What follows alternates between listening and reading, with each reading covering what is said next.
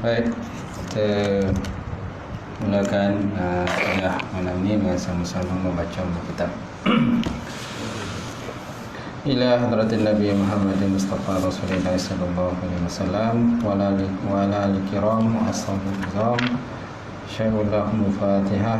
A'udzubillahi minasyaitonir rajim. Bismillahirrahmanirrahim. Alhamdulillahirabbil alamin. Arrahmanir rahim. Maliki yaumiddin.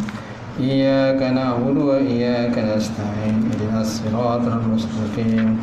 Siratal ladzina an'amta 'alaihim ghairil maghdubi 'alaihim waladdallin. Amin. Assalamualaikum warahmatullahi ta'ala wabarakatuh. Alhamdulillahillazi anzala ala abdihil kitab wa lam yaj'al lahu 'iwaja qayyiman liyunzira ba'san shadidan min ladunhu wa yubashshirul mu'minina allazina ya'maluna shalihat anna lahum ajran hasana makisina fihi abada.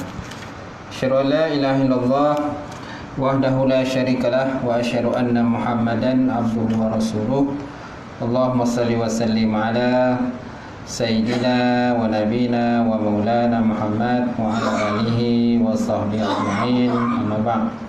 Fa inna asdaqal hadits kitabullah wa khairal hadi hadi Muhammad sallallahu alaihi wasallam wa syarrul umuri muhdatsatuha wa kullu muhdatsatin bid'ah wa kullu bid'atin dhalalah wa kullu dhalalatin finnar.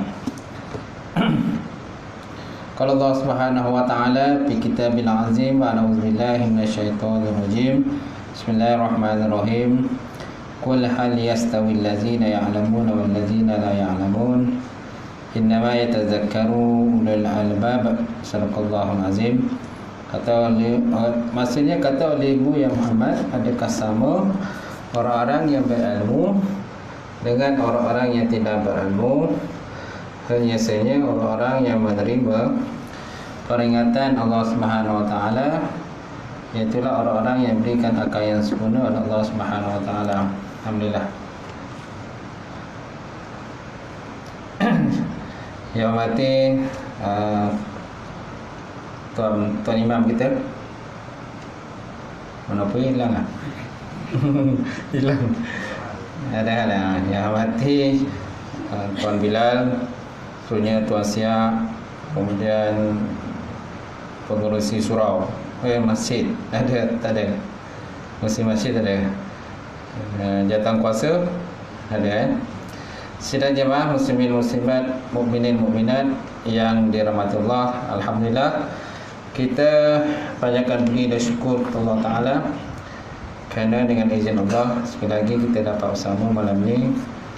Kita sambung kuliah fiqh sifat solat Nabi yang sahih yang dikarang oleh Al-Alim Al-Alamah Dr. Hasan Al-Saqaf Al-Qurashi Al-Hashimi radhiyallahu taala. Baik, kita sampai muka surat 193 kan? Betul. 193 dalam pembahasan bab rukuk Baik. Oh, ada gambar situ. Kau tengok tu gambar siapa? Ustaz ni kan? Ustaz siapa ni? Ustaz siapa tu? Yamizan. Betul. Baik, gambar rajah menunjukkan salah satu cara melakukan rukuk. Gambar rajah menunjukkan salah satu cara melakukan rukuk. Tak ada kitab? Kitab tak ada? Tak dapat tengok gambar?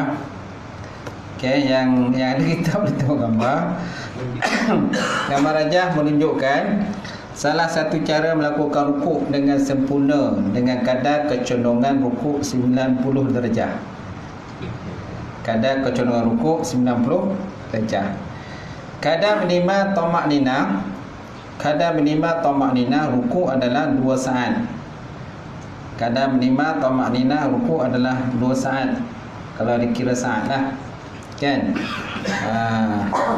Tapi kalau tak kira saat, kadar bacaan tasbih tu subhana rabbiyal azimi wa bihamdi kan, kadar bacaan tu lah.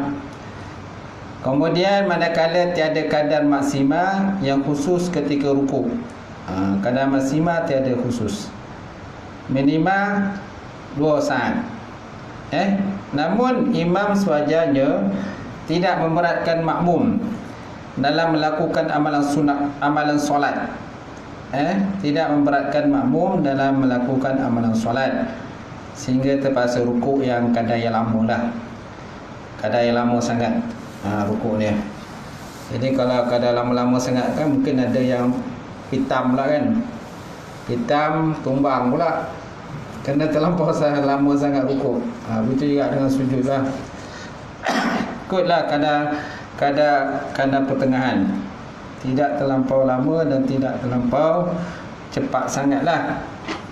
Ketika mensyarahkan hadis ini, Imam Ibn Hajar Asqalani berkata, qauluhu summa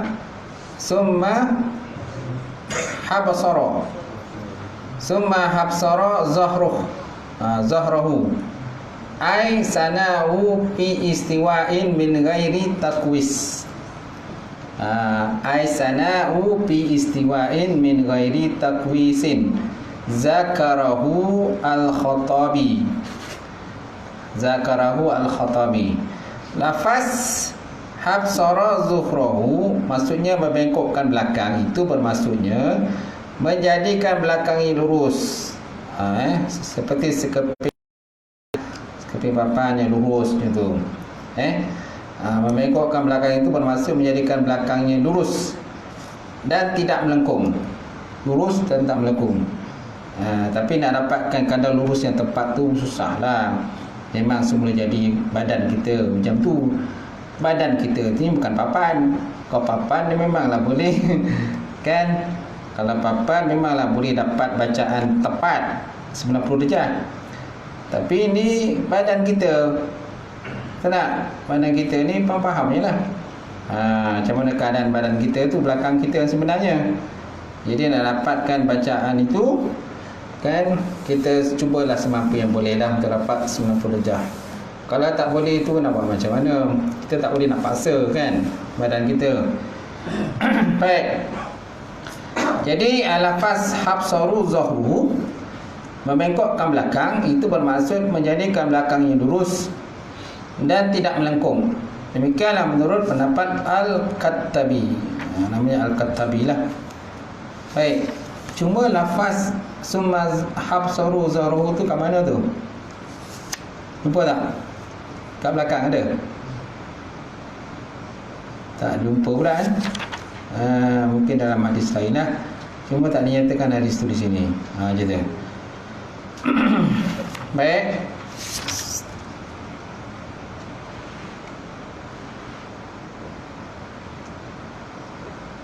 Ada?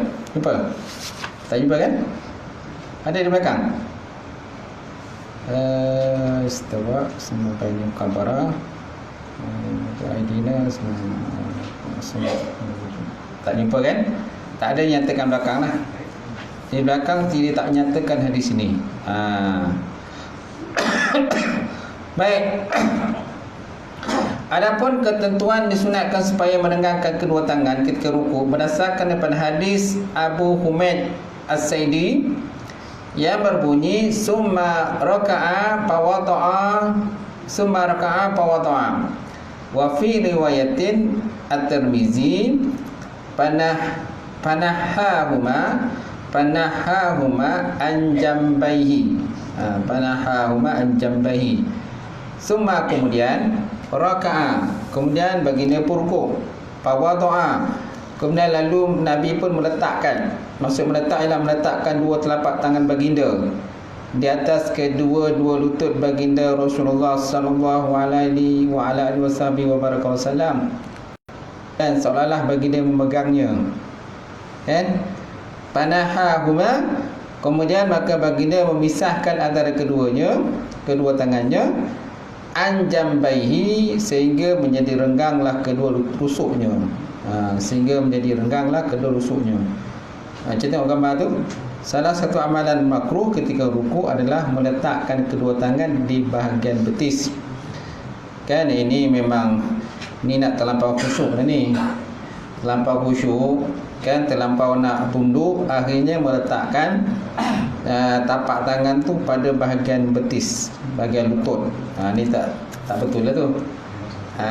Tak ikut kaedah cara yang diajar oleh baginda Rasulullah sallallahu alaihi wa alihi wasallam. Baik, kemudian dalam riwayat Tirmizi berbunyi baginda menjarakkan daripada kedua rusuknya. Baginda menjarakkan kedua rusuk. Rusuk mana rusuk? Sini kan, rusuk kan. Jadi baginda menjarakkan, merenggangkan daripada kedua rusuk baginda ketika melakukan rukuk. Kemudian Imam Tirmizi seterusnya menyebutkan bahawa inilah pendapat yang dipilih oleh para ulama, iaitu merenggangkan dua tangan daripada kedua rusuk dalam keadaan rukuk ataupun dalam keadaan sujud dalam salat. Sama ada rukuk atau sujud, kita digalakkan kita merenggangkan. Ini untuk siapa ni? Lelaki ke perempuan? Lelaki lah. Tapi kalau perempuan lain, perempuan disunatkan dirapatkan gitu, rapat-rapat. Macam tu. Tapi ada juga perempuan kadang dia tak boleh nak rapat. Dah badan dia macam raksasa. Badannya obes kan, badan dia obes macam tu. Macam mana dia nak rapat? Tak boleh nak rapat, ustaz kata. Nak sujud pun susah, nak rukuk pun susah. Kita tengok kalau badan dia obes kan, macam mana kan? Nak rukuk, nak rukuk susah, nak sujud pun susah dan sebagainya.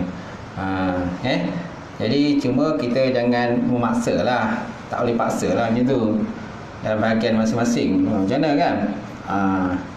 Baik, seterusnya posisi rukuk yang sempurna. Satu perkara yang perlu diingatkan di sini adalah mengenai makna at-tajafi. At-tajafi. Apa makna tajafi? Tajafi maksudnya merenggangkan kedua tangan ketika meletakkan kedua-duanya dalam bentuk yang biasa. Itu makna at-tajafi. Merenggangkan kedua tangan, merenggangkan tangan, tapi jangan terlampau renggang sangatlah macam tu. Kan, merenggangkan dua tangan ketika meletakkan kedua-duanya dalam bentuk yang biasa. Maknanya ia tak perlu ditutup dan tidak perlu merapatkan keduanya. Tak perlu ditutup dan tak perlu rapat. Tak boleh rapat lah. Renggang sahaja. Renggang pun jangan melampau renggang. Jangan terlampau sangatlah renggang dia, sehingga ambil side pula. Renggang ambil side tu tak? Sehingga kan mengganggu orang sebelah. Mengganggu orang sebelah. Kan? Terlampau sangat dia punya renggang tu mengganggu orang sebelah. Sampai ke orang lain pun tak khusyuk kan dalam solat. Disebabkan dia punya tangan tu kombang mana kan, dan ganggu orang lain pula. Macam tu. Baik. Ianya bukan seperti dilakukan oleh sebahagian kita yang tidak mengetahui akan sunnah baginda Nabi Muhammad sallallahu alaihi wasallam secara benar-benar sahih, di mana mereka merenggangkan kedua siku seluas-luasnya sehingga menyempitkan orang berada sebelah. Masya-Allah. Merenggangkan kedua siku serenggang-renggangnya kan. Saya cakap dengan saya tadi. Itu. Kan? Sehingga mengganggulah orang yang di sebelah tu. Kalau orang sebelah tu betul-betul terganggu, silap-silap di siku kita pula. Kan? Siku dah bergaduh pula. Orang nak sembahyang dah bergaduh. Macam tu. Jadi kenalah orang kata prihatinlah dengan orang sebelah kita tu. Apalagi orang sebelah kita tu jenis orang dah tua, dah tak kuat. Kita pula ambil side, susahlah dia. Kan? Tapi kalau kena orang sebelah tu badan dia top, kok tercampak kita dikejarkan kan. Jadi janganlah kita merenggangkan dua-dua siku seluas-luasnya sehingga menyempitkan orang yang berada di sebelah kita. Macam tu. Cuma digalakkan kita, memanglah dalam solat tu kita digalakkan rapat-rapat tu tak? Digalakkan rapat-rapat. Tapi janganlah kata mengganggu pula orang yang sebelah kita tu. Menyebabkan dia tidak khusyuk, tak dapat menumpukan dalam solat. Bahkan belakangnya pula dibuat secara melengkung menghadap ke bumi. Bahkan belakangnya itu dibuat secara melengkung menghadap ke bumi. Dia punya khusyuk tu terlampau, dia punya tunduk tu terlampau duduk. Wah, sehingga nampaklah kat belakang. Boleh tengoklah belakang. Kan boleh tinjau kat belakang lah. Terlampau rukuk tu kan. Terlampau rukuk sampai kan dia boleh tengok kat belakang. Macam tu. Dia tengok siapa sembahyang kat belakang ni. Dapat tengok kan. Macam tu. Terlampau melengkung dia punya rukuk tu. Bahkan belakangnya pula dibuat secara melengkung menghadap ke bumi. Jelas kepada kita bahawa bentuk rukuk yang seperti ini adalah bertentangan dengan sunnah baginda Nabi Muhammad sallallahu alaihi wa alihi wasallam sebagaimana dijelaskan dalam hadis-hadis yang sahih.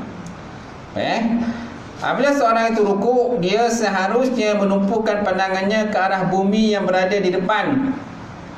Bila kita rukuk, kan kita disunatkan memandang pada tempat kita sujud ataupun bumi yang tempat kita berada di depan kita. Bukan memandang bumi kat belakang. Ini masuk atas tadi, pandang bumi juga, tapi bumi kat belakang. Ataupun dia sompet tinjau kat belakang. Siapa yang sembahyang di belakang dia? Itu. Baik, kemudian artinya dia tidak boleh melihat ke arah belakang secara langsung. Nampak? Tak boleh melihat ke belakang secara langsung ataupun melihat bahagian belakang melalui celahan kaki. Melalui celahan kaki dia. Ini bagi orang yang sembahyang pakai seluar lah, dia boleh tengok kat belakang dia siapa yang sembahyang kat belakang tu. Tinjau. Oh si Mamat ni yang belakang aku. Oh si Mamat ni yang belakang aku rupa dia. Tahu tak? Malulah dia sembahyang pakai seluar. Tapi kalau sembahyang pakai kain memang tak nampak. Kain tadi melindungi kita daripada pandang ke belakang. Ni yang pakai seluar, kan? Macam tu. Tapi ada juga pakai seluar jenis kain ada Ada tak seluar jenis macam kain tu? Seluar gelebosh. Seluar gelebosh kan? Yes. Ni seluar ke kain? Tengok seluar pula kan? Macam tu. Ada jual kedai kan? Ada kan? Tak senonoh tu kan? Orang nak buat seluar, buatlah seluar tu betul. Buat kain, buatlah kain tu betul. Ni ada pula seluar kain nama dia. Seluar kain. Macam tu. Baik, seterusnya, apabila perbuatan itu dilakukan, ianya bertentangan dengan adab-adab solat. Mereka yang melakukannya dianggap mempermainkan solat. Siapa yang buat macam tu, seolah macam mempermainkan solat. Sampai ni jauh ke belakang. Itu bermain-main lah tu. Bermain dalam solat. Baik, kita tengok kita punya ustaz kan, gambar menunjukkan amalan rukuk yang sempurna. Tapak tangan letakkan di atas tempurung lutut dan jari jemari dibuka sedikit. Jari jemari itu dibuka sedikit. Tangan atas tempurung lutut, bukan bawah lutut. Bukan atas lutut dan bukan bawah. Bukan bawah lutut. Bukan pada betis. Tak? Bukan pada buku lali kan. Dan bawah tu buka buku lali, kau main lagi kan rukuk dia. Macam tu. Manakala wajah sunat dihadapkan ke arah tempat sujud. Sunat diarahkan ke tempat sujud dan dikira makruh apabila pandangan dilemparkan ke bahagian kaki ataupun ke bahagian belakang. Kalau lempar bahagian kaki belakang kan, maka dikira makruh lah hukum dia. Sengaja, soalan macam ada niat lah, niat bermain-main di dalam solat. Silap-silap boleh batal solat kita kerana bermain-main macam tu. Okay, boleh tak? Boleh, insya-Allah. Baik, seterusnya bertasbih dan berdoa ketika rukuk. Setiap orang yang menunaikan solat disunatkan bertasbih dengan dalam rukuk dia. Tasbih disunatkan dimasukkan di sini ialah mengucapkan subhana rabbiyal azimi wa bihamdi.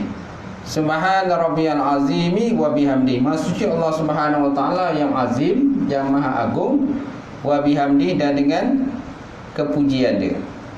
Dan dengan kepujiannya. Subhana rabbiyal azimi, maksudnya Allah taala yang subhana rabbiyal a'la, subhana rabbiyal azim, maksudnya Allah taala yang maha agung, dan dengan kepujian dia. Tasbih ni dibaca beberapa kali dengan bilangan yang ganjil. Sunat dibaca dengan jumlah yang ganjil. Witrun. Kerana Allah Ta'ala itu witrun. Allah Ta'ala itu ganjil, esa, tunggal. Jadi Allah Ta'ala ni suka pada benda-benda yang ganjil, yang tunggal lah. Macam tu. Tetapi ada masa dalam dunia ni kita kena ada juga pasangan kan.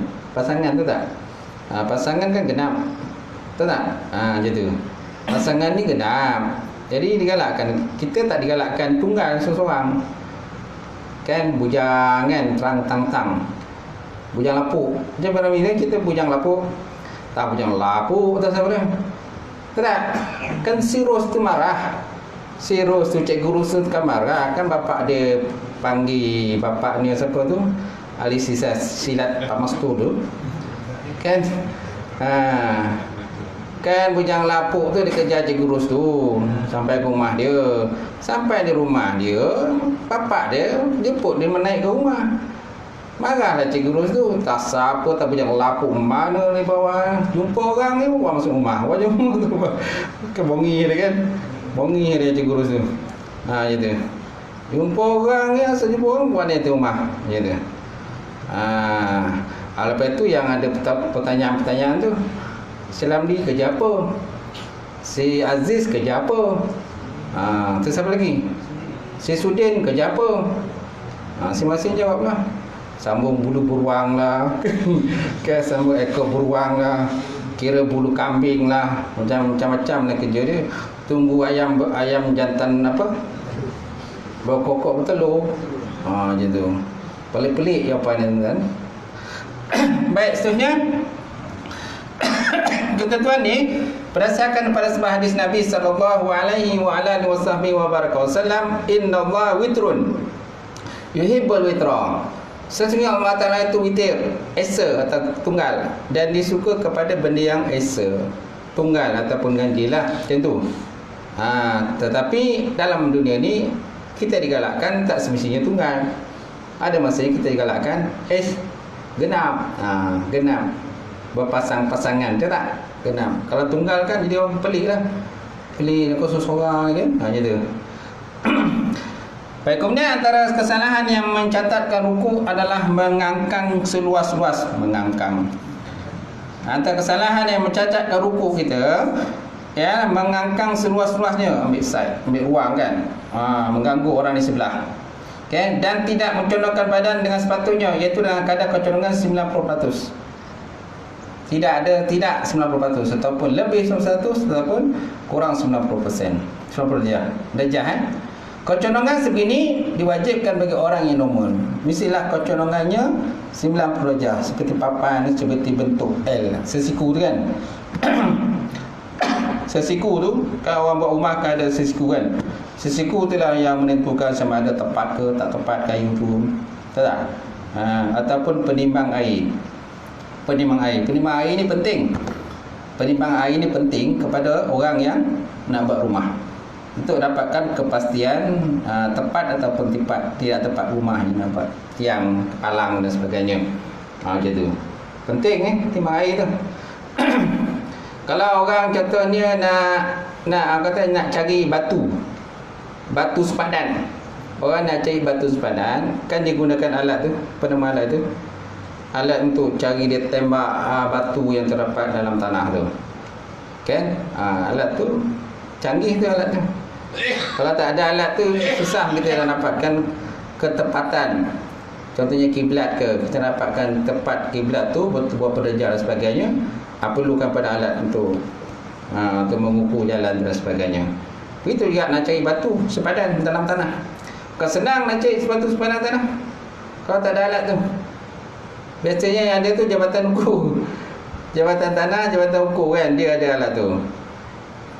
Kalau tuan-tuan nak cari batu kan, tanah kobun dan sebagainya, dah berapa puluh tahun dah kobun tu tak pernah ditengok, diusik. Tuan tiba-tiba pergi nak tengok kan, lan somak bulu tekar tu dan sebagainya. Mana tuan-tuan tahu batu dia kat mana?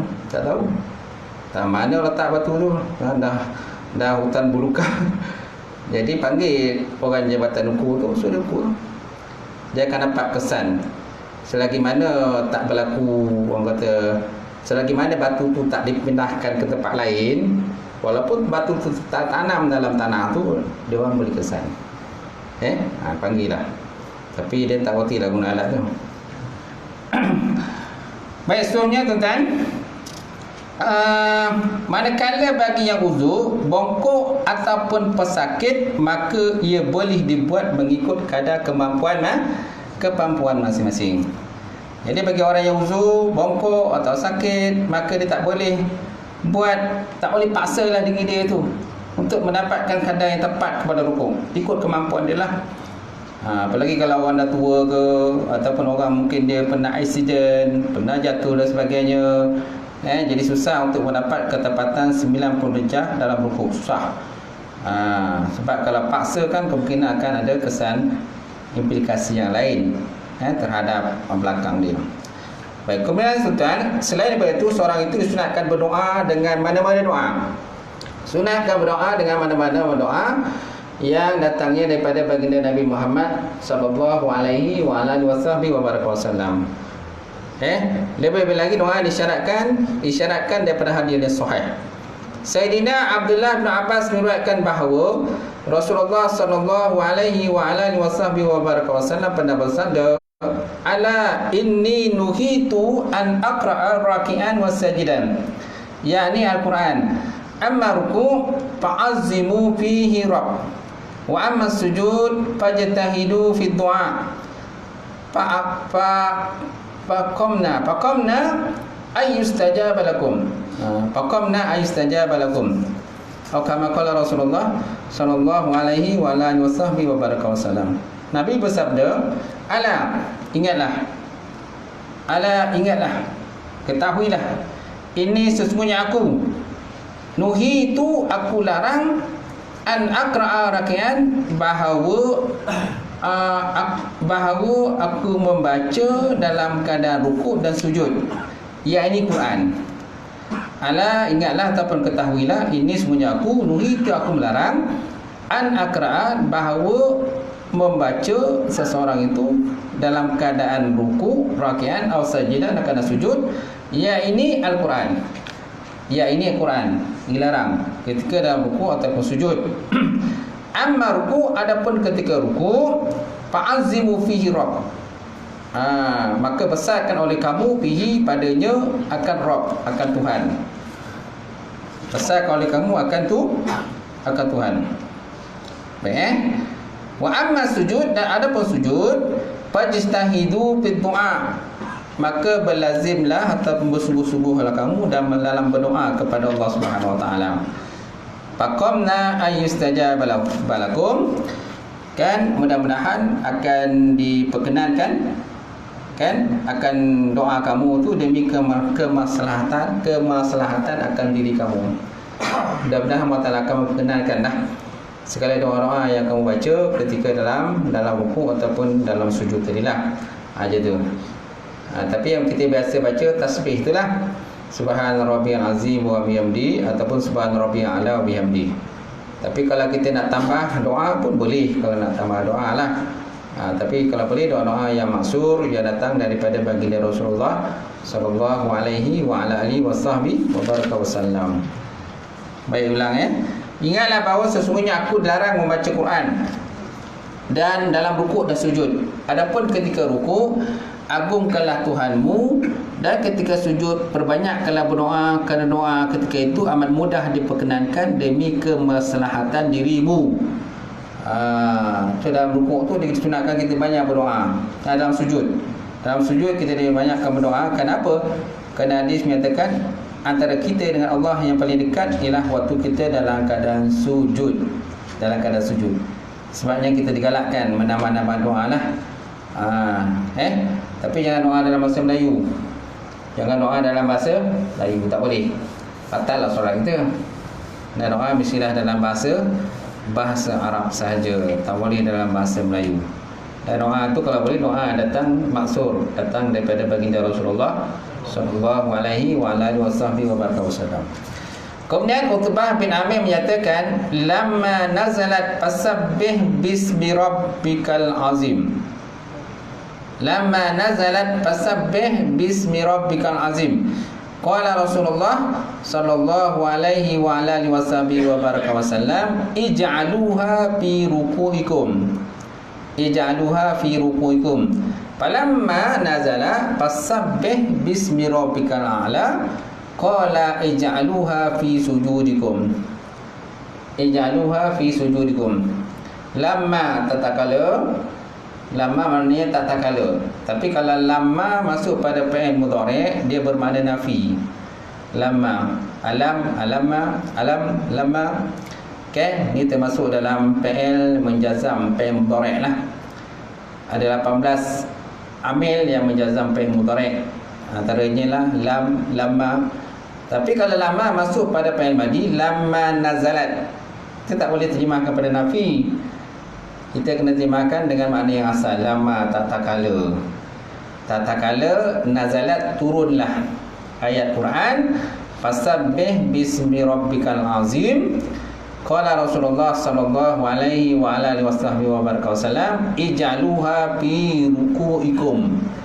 Ij'aluha, jadikan oleh kamu akannya dalam rukuk kamu. Maksud jadi ini baca oleh kamu akan tasbih tadi ketika dalam rukuk kamu. Ij'alu fi ruku'ikum, ataupun iqra'u fi ruku'ikum, baca oleh kamu dalam rukuk kamu.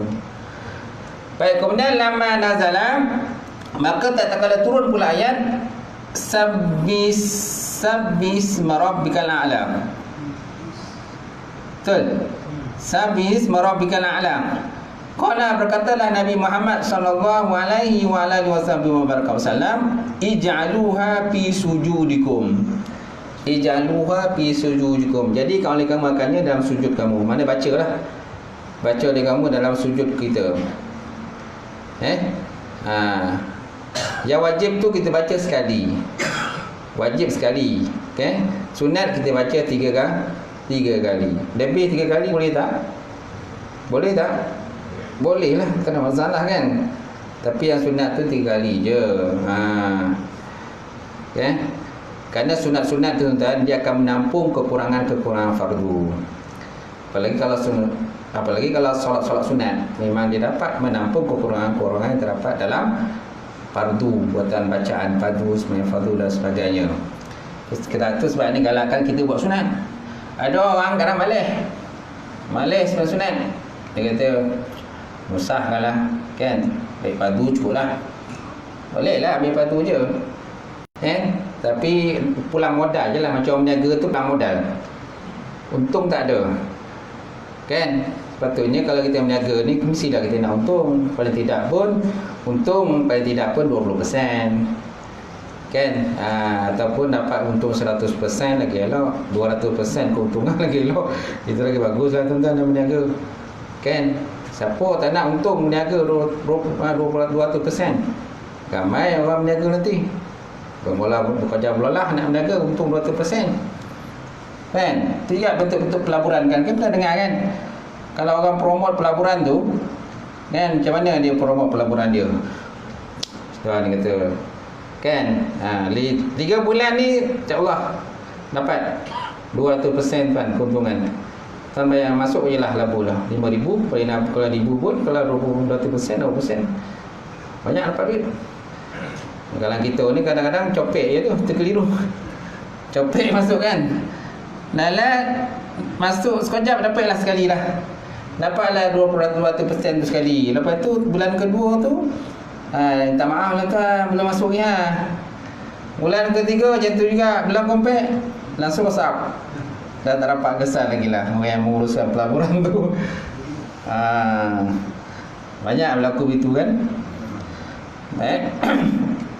Baik, seterusnya tuan-tuan, diriwayatkan pula daripada Huzaifah Al-Yamani yang mana berbunyi, sallaitu ma'a Rasulillah sallallahu alaihi wa alihi wasallam, falamma raka'a ja'ala yaqulu subhana rabbil azim summa sajada faqala subhana rabbil a'la.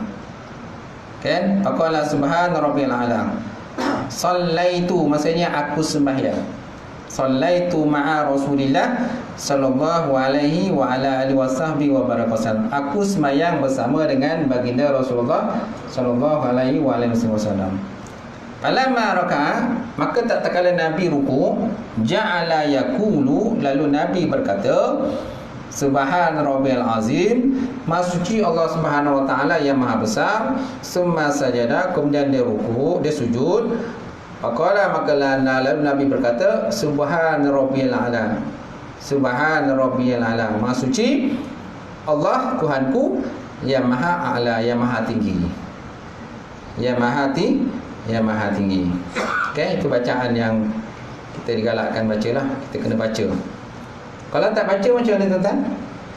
Tasbih ni dia sunat apa? Bas tasbih ni sunat apa? Sunat muakkad ke sunat ayah? Ha? Subhanallah bi'ala ni sunat ayah ke sunat apaan? Sunat ayah ke sunat ayah lah, bukan sunat apaan. Kalau sunat apaan, kalau kita tak baca, kita kena ganti dengan sujud sahwi.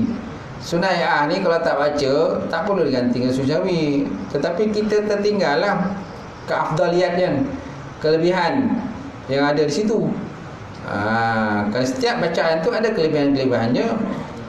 Malahan kalau sebut dalam satu hadis tu, Nabi kata atuhu syatrul iman, atuhu syatrul iman, alhamdulillah tamlaul mizan, subhanallah alhamdulillah tamla'ani wa tamla'u ma bainas samai wal ard. As-salah nur, was-sadaqah burhan, as-sabru diya, al-Quran hujjatan laka 'alaika, hujjatan laka 'alaika. Kama qala Rasulullah sallallahu alaihi wa alihi wasallam. At-tuhur, kebersihan itu sebahagian daripada iman. Subhanallah memenuhi neraca tersebut. Subhanallah itu memenuhi neraca timbangan.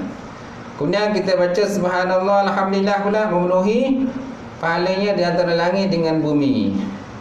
Memenuhi pahala antara langit dengan bumi. Kan? As-salah nur, sembahyang itu adalah cahaya.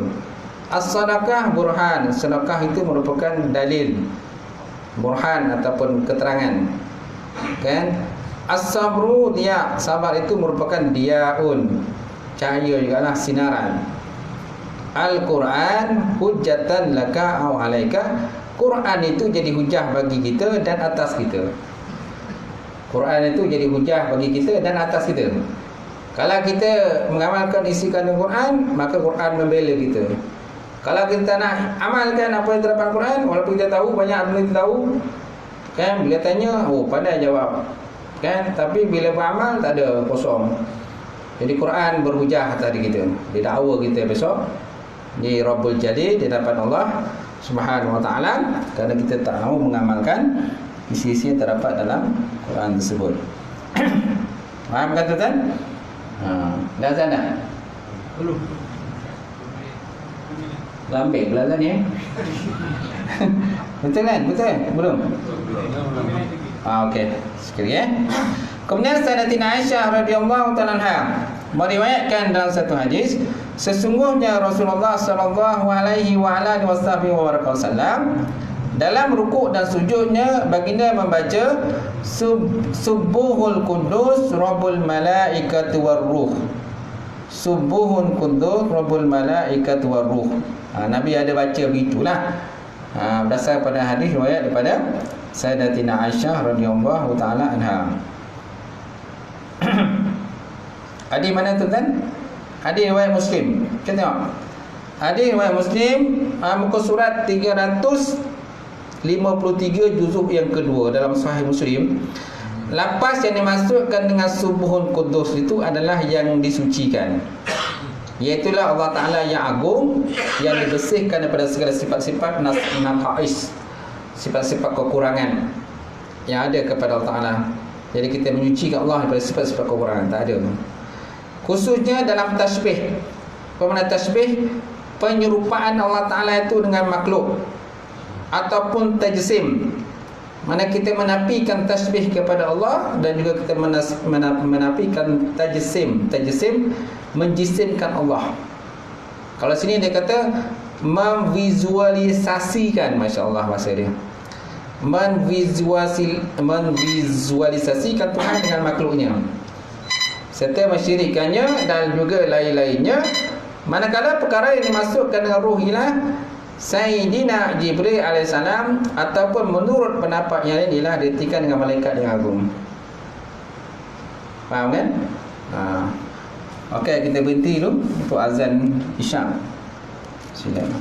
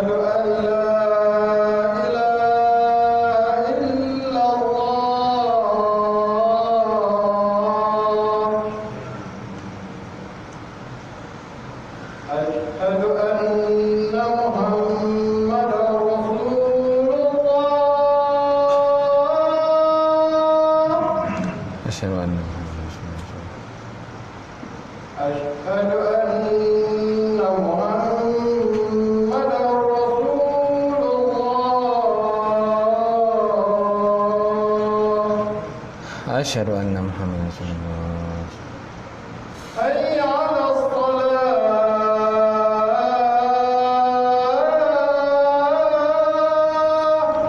La haula wala quwwata illa billah. Hayya 'alas shalah.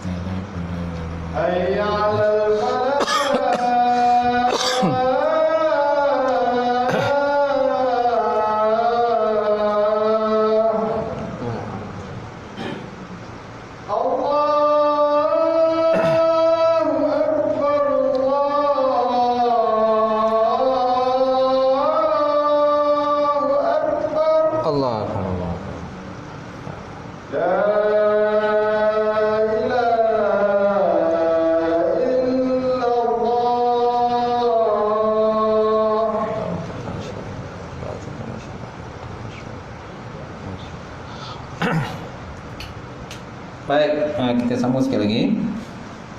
Diriwayatkan daripada Sayyidina Ali karramallahu wajhah, di mana beliau mengatakan anna Nabi sallallahu alaihi wa alihi wasallam kana idza raka'a qala Allahumma laka raka'tu, Allahumma laka raka'tu wa bika amantu wa laka aslamtu anta rabbi khasha'a sam'i wa basari wa mukhi wal mukhi wa izami wa asbi mastaqallat bihi qadami lillahi rabbil alamin. Maksudnya anna Nabi sallallahu alaihi wa alihi wasallam, sungguh Nabi SAW bersabda, iza raka'a, sungguh Nabi iza raka'a, kana iza raka'a adalah ia apabila dia rukuk. Apabila Nabi rukuk, qala, Nabi berkata ataupun Nabi berdoa, Allahumma laka raka'tu, ya Allah Tuhanku, ya Allah Tuhanku, bagi Engkau aku rukuk. Wa bika amantu, dan dengan Engkau ya Allah aku beriman. Walaka aslamtu, dan bagi Engkau ya Allah aku menyerahkan diri. Aslam mana menyerahkan diri. Anta Rabbi, Engkau ya Allah sebagai Tuhanku. Khasya'a sami, telah khusyuklah, telah tunduklah sam'i pendengaranku. Wa basari, dan penglihatanku. Wa mukhi, otakku. Mukhun ni otak. Kan? Contohnya ada tu hadis tu, doa mukhul ibadah. Doa mukhul ibadah. Doa itu ialah otak ibadat. Doa tu macam otak ibadat. Ini bahasa kiasan lah. Kan? Ni nak menyatakan tentang pentingnya doa tu. Maknanya kalau orang tak berdoa, macam orang tak ada otak. Tak ada otak. Mana sembahyang ini diibaratkan seperti satu tubuh manusia, tapi otak tak ada. Batang tubuh ada, otak tak ada. Macam mana tuan-tuan? Kan? Itulah ibaratnya. Jadi doa itu ialah mukhul ibadah. Kemudian wa'izami dan tulangku. Izami tulang. Wa asmi, dan juga nadi-nadiku. Wa mastaqallat bihi qadami, dan apa sahaja yang terlepas daripada dua kakiku. Dan apa sahaja terlepas daripada dua kakiku, lillahi rabbil alamin, bagi Allah Subhanahu wa taala, Tuhan sekalian alam. Ini doa dibaca di mana tuan-tuan? Dalam rukuk.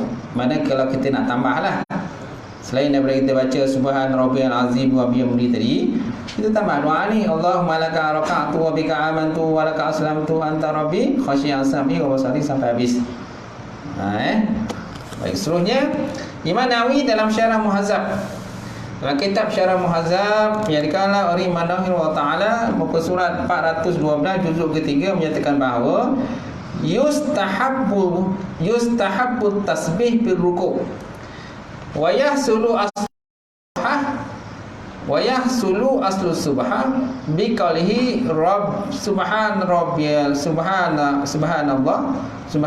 aw subhan rabbi, wa adana kaman ayakunu subhan rabbiyal azim salasa marat.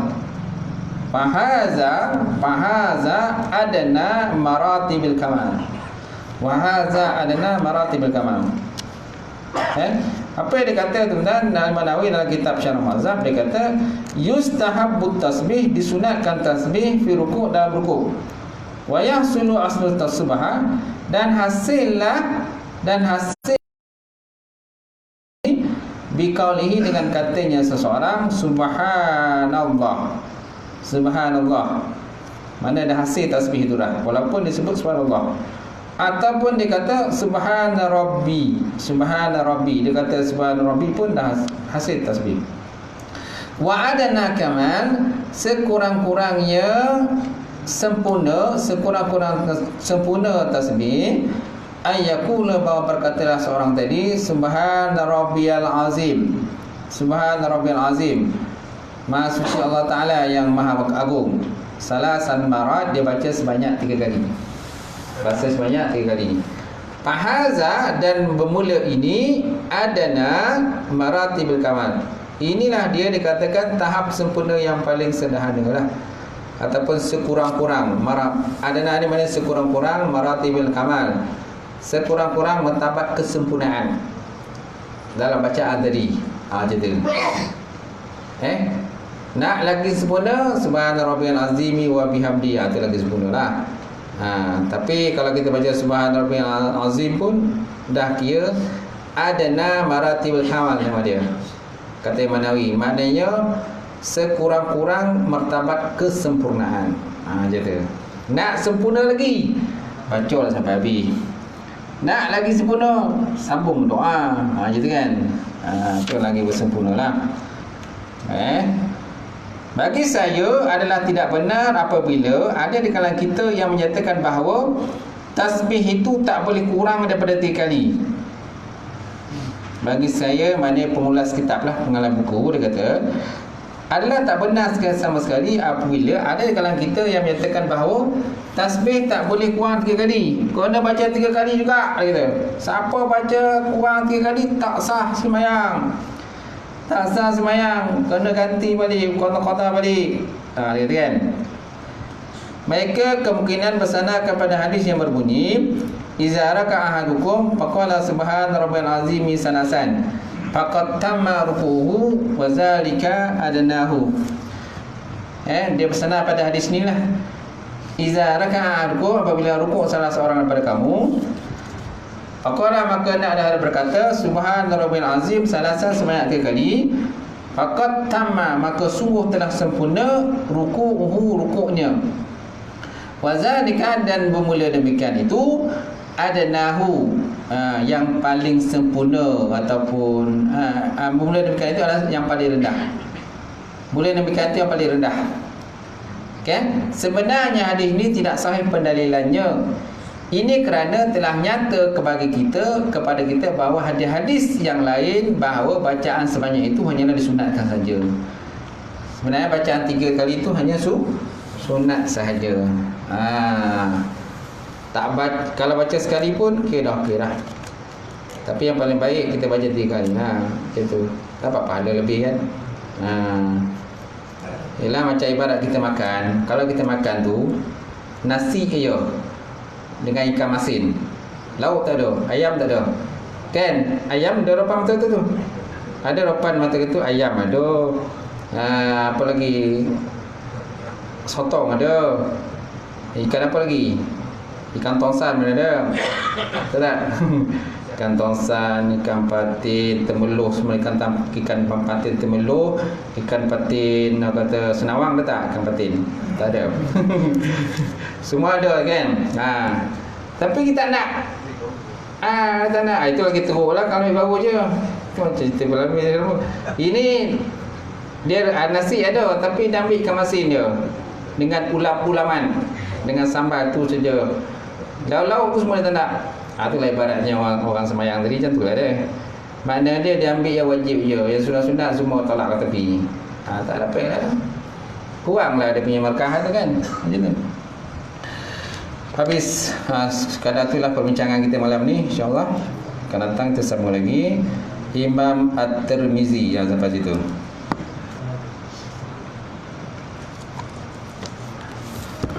Okey, ada soalan tak?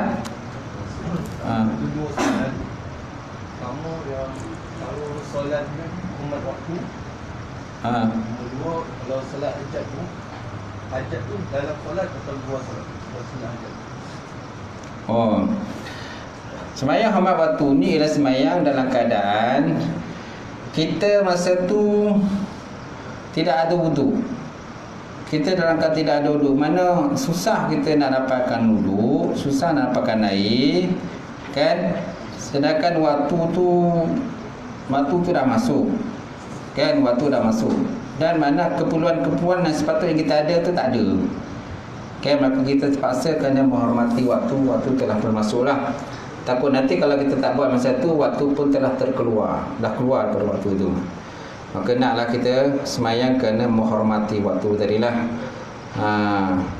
Air tak ada ataupun kita nak tayamum pun memang tak ada lah tanah untuk kita nak tayamum, semua tak ada lah. Jadi kita semayang kena menghormati waktu tersebut. Nanti kalau seandainya kita ada air lepas solat nanti, kita dah sampai pada tempat yang kita nak pergi, contohnya ketemu sapi dah kan, semana kita wajiblah mengqadha lah semulalah semayang fardu yang kita buat kena menghormati waktu tadi. Untuk sembahyang hajat ini digalakkan, disunatkan kita berdoa ketika dalam keadaan sujud. Dalam keadaan sujud, bukan sebelum kita sembahyang hajat pun memang kita ada niat dah, memang ada niat untuk sembahyang hajat. Tak? Sebab waktu kita takbir tu pun dah ada niat dah. Soleh sunatan hajati dari ta'ala, saja ke sembahyang hajat doakan Allah Ta'ala. Mana sebelum sembahyang pun kita dah ada hajat dah. Kan? Dalam sembahyang tu pun ada hajat juga. Hajat mana rentetan daripada hajat kita di luar solat tadi, di luar sembahyang tadi, kita bawa dalam solat kita. Itu sebabnya sebagai daripada ulama maknanya, kan, disunatkan kita, mau kata kita sentiasa dalam keadaan melazimi apa yang ataupun berkekalan di atas apa kita niat. Kita digalakkan berkekalan terhadap apa yang kita hajatkan, kita niat itu sepanjang solat itu. Sepanjang solat itu kita digalakkan berkekalan dalam niat tadilah. Jadi. Tapi nak berkekalan dalam niat itu mungkin kadang-kadang orang ni susah nak berkekalan dalam niat itu. Ada masa terpotong juga niat dia. Mana dia hanya niat pada awal waktu, sedangkan waktu yang lain tu dia tempuh niat tadi ataupun dia leka ke benda-benda lain yang fikirkan. Gitu. Tapi waktu sujud tu dia niat balik. Niat dia hajat dia di atas apa yang dia telah berniat pada awal tadi. Gitu. Malahan dalam konteks sembahyang zuhur pun, sembahyang fardu pun kan kita separuh daripada pandangan ulama mazhab Syafi'i pun, separuh daripada mereka pun naklah kita sentiasa berkekalan dalam niat itu. Kekalan niat daripada awal solat hinggalah pada akhir solat. Ada pula sebagai pandangan mazhab Syafi'i ini, maknanya kita memasukkan ke-13 rukun ke-13 rukun tu ketika kita bertakbiratul ihram. Takbiratul ihram tu kita masukkan ke-13 rukun itu. Tapi benda itu ada separuh pada kita ni susah untuk kita nak buat. Susah nak buat masukkan 13 rukun itu. Betul tak? Cuma yang paling mudahnya ialah kan separuh ulama mazhab Syafi'i ini yang paling mudah kita ada qasad, ta'arat, ta'yin.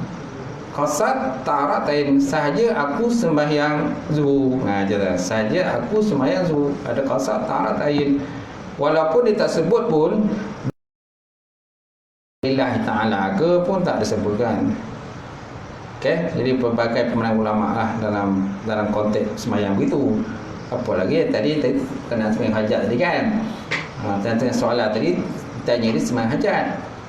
Maknanya kan kita berhajat pada awal waktu pun boleh. Kan? Kemudian yang kedua lagi, waktu kita sujud tu pun kita pasang hajat kita. Kerana waktulah tu yang paling dekat antara kita dengan Allah Subhanahu Wa Taala. Masa cakap tadilah. Macam tu. Dalam hati lah. Macam tu, niat dalam hati lah. Malahan lepas solat pun boleh. Lepas solat pun boleh saya lagi berdoa lagi. Lepas solat berdoa lagi lah. Dia tak, kita sambung lagi hajat kita tadi pun boleh juga. Tak ada masalah. Tetap Mam. Imam pun pernah jawab tu. Imam Rajab biasalah, biasa kan gitu. Okey tuan boleh. Lain soalan? Ustaz, kalau solat imam, rukuk ke sujud ke kita tak baca apa-apa boleh? Solat ikut imam. Rukuk dan sujud tak baca apa-apa. Tak dapat pahala. Tak sah tak boleh. Sah.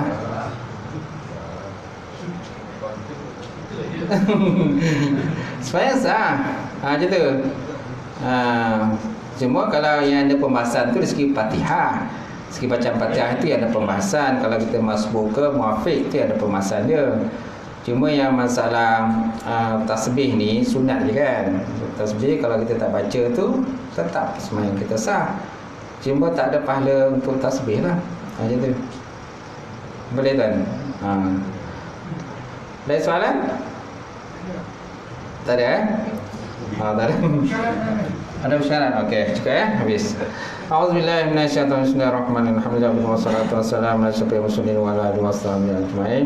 Allahumma zidna ilman nafi'a wa yaqinan shadiqan wa 'ilman taqabbala wa rizqan halalan wa barakatan katsiran wa siyadatan ya alim nawlana qulubana bi nuri ma'rifataka wa fahmana bi alifin. Allahumma faqina fid din. Allahumma faqina fid din. Allahumma inna na'udzubika min ilmin la yarfa'u min nafsin la tashba'u min qabrin la yasha'u min du'ain istajaba la ya arhamar rahimin. Allahumma inna na'udzubika min azabil qabri wa min azabin nar wa min fitnatil mahya wal mamat wa min fitnatil masiihid dajjal ya arhamar rahimin. Rabbana atina fid dunya hasanah wa fil akhirati hasanah wa qina azabannar. Subhana rabbika rabbil izzati amma yasifun wa salamun alal mursalin walhamdulillahi rabbil alamin. Qabalallahu minkum.